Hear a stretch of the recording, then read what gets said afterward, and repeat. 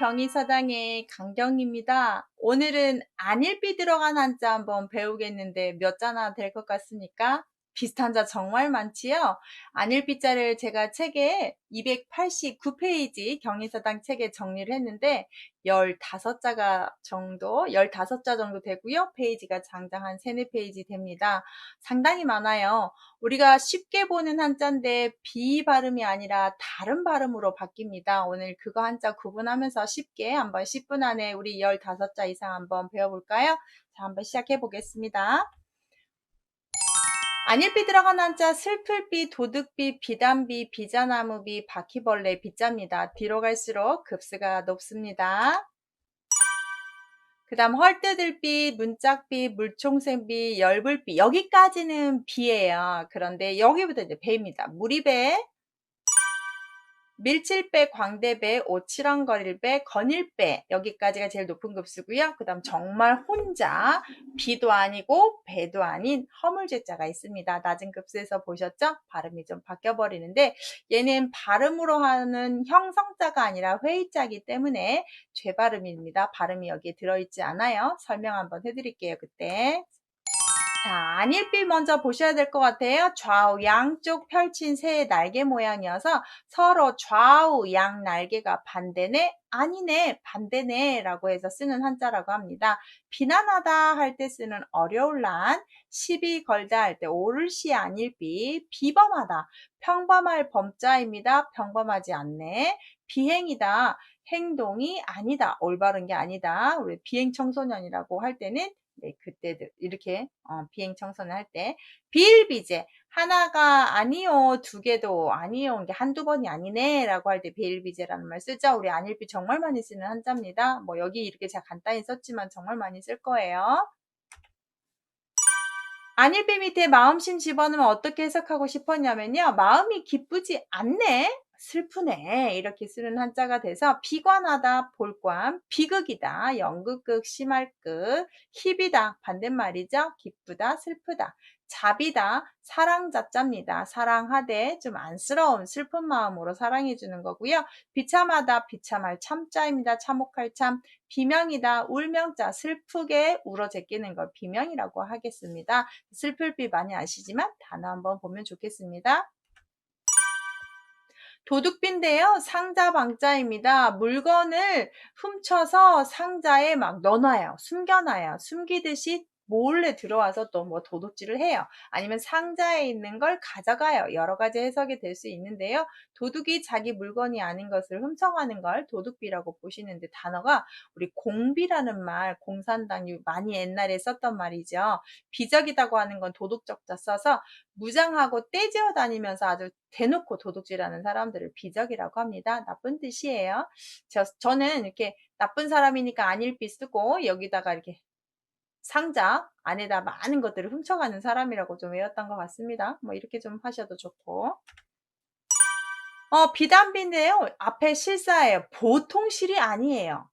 이거 보통이 아닌데 이렇게 하면서 비단입니다. 최고의 고급진 실이고요. 비단 명주실로 광택이 나게 짠 피륙입니다. 비단 이렇게 보시면 돼요.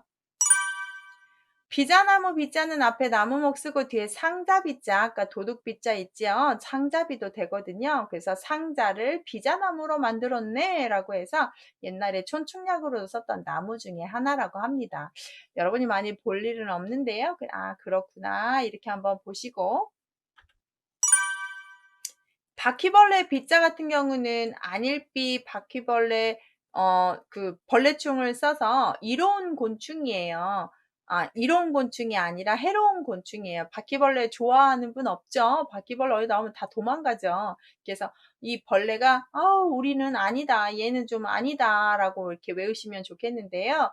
유언비어라고 해서 우리가 보통 말이 떠돌아다니는 소문을 유언비어야 라고 하는데 보통 흘러다닌다고 생각하고 날아다닌다고 생각하는데 이 비자가 날비가 아니라 진짜로 바퀴벌레 비자입니다. 바퀴벌레가 이렇게 날아서 메뚜기처럼 날아가기도 합니다. 그래서 말이 날아다닌다를 씁니다. 우리가 흔히 아는 그 진짜 날비자 있잖아요. 이거 유언비어 할 때 쓰실 때 이걸 많이 쓰는데 아니에요.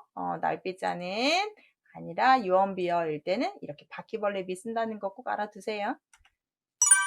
자, 그 다음 헐뜯을 비자는 말도 안 되게 하는 겁니다. 말도 안 되는 말로 남을 해서 비방. 여기도 헐뜯을 방자입니다. 남을 호되게 힘들게 하려면 이런 말 참 잘 지어내죠. 비방하다 할 때 쓰는 겁니다. 이제 발음이 문짝 비까지 좀 보는데요. 문짝을 뜻하는 지포자, 원래 문 한짝은 이 호자를 쓰고요. 안일비는 발음 역할을 하는 것 같습니다. 집집마다 있는 문인데요. 우리가 부잣집이 아닌 이상은 다 나무로 만드는 집, 그 대문을 하고 살잖아요. 그래서 시비가 나무 엮어서 만든 대문입니다. 좀 부잣집이 돼야 큰 나무로 아주 크게 문지기까지 두고 사는 거고, 옛날에는 다 이렇게 나무 엮어서 풀 엮어서 섭씨도 가시가 난 나무 이런 더미들을 섭씨라고 합니다. 그래서 문짝을 뜻하는 한자고요. 물총새비는 기두자가 새 깃털인데요. 보통 새들보다 좀 아름다운 색깔을 가진 물총새입니다. 그래서 찾아보면 물총새로가 비취색, 비취라고 해도 옥색 할 때 많이 쓰는데요. 푸른빛 나는 보석, 옥색 할 때 쓰는 취자입니다. 자, 이제 뭘 배우실 거냐면 얇을비를 배우는데요. 여기에 보면 풀이 두텁지 않고 얇다라고 해서 비덕은 덕이 낮아요. 덕이 두텁다, 덕이 얇다 할 때 쓰는 반대어입니다. 좋은 행동들 많이 하면 덕 쌓는 거지만 이렇게 자기 덕을 약간 겸칭, 우리나라 사람들 겸손하다고 했지요. 덕 많이 베풀고도 자기 덕을 비덕이라고 하는 거고, 많이 알지 못하는 걸 천억비제라고 한다든지 이런 말 할 때도 한번 등장을 합니다. 무리배자 같은 경우는 이제 발음을 조심해야 됩니다. 배로 바뀌게 되는데요. 안일비자에 수레차를 써서 좌우 날개 펼치듯이 진영을 갖춘 수레의 무리입니다. 전쟁을 할 때 이쪽 진영과 이쪽 진영에서 이렇게 싸울 거 아닙니까? 이렇게 떼지어서 많이 있는 부분을 뜻할 때 쓰는 무리배인데 많이 쓰는 단어예요. 선배, 동배, 연배, 폭력배, 무리지어 있을 때 다 쓰는 겁니다. 알아두세요. 밀칠배 같은 경우는 앞에 손수 쓰고 뒤에 안일비 써서 아니라고 손을 막 내치는 거. 그래서 배구 그러면 배구는요 공을 절대 갖고 있으면 지는 게임입니다. 무조건 밀쳐야 돼요. 밀쳐. 그래서 때리는 게 배구. 배척. 척화비 할 때도 나왔던 척자네요. 그래서 배척하다. 배란. 알을 내보내다. 배출. 내보내다. 배설. 내보내다. 배격. 쳐내다. 다 이렇게 밖으로 뭔가 밀쳐낼 때 쓰는 단어입니다. 쓰임새가 상당히 많은 한자죠. 광대배는요, 앞에다가 사람인 쓰고 아닐비인데, 광대는 자기 본 모습이 아닌 다른 사람이 되어야 연기를 할 수가 있지요. 가끔씩 악역 맡은 사람들이 음식점 가면 음식점 할머니가 그 악역 맡은 사람 진짜 나쁜 사람인 줄 알고 밥도 안 주고 때리고 그런 데잖아요. 정말 또 착한 역할을 하면 너무너무 예쁘다고 막 밥도 공짜로 주고.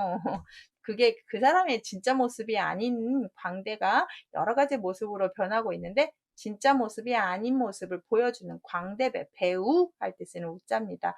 원래 얘도 넉넉할 우자인데 광대우, 배우 우자의 뜻이 있어요. 오칠한 거를 베는 성씨, 배씨로 많이 아실 거예요. 배씨분들 이거 쓰시죠?